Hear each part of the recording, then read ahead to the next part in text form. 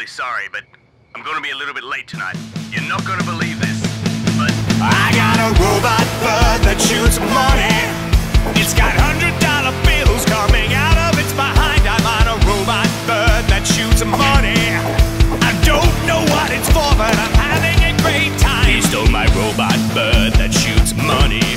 It's like an ATM, but like one that can fly for really tall people to withdraw money. I admit that it's not the most practical design. Now I'm on a robot dragon that breathes fire. I'm writing my name in the sky. It's designed for high altitude welding. I admit that it's not the most practical design. And I found this robot dog that is awesome. He was literally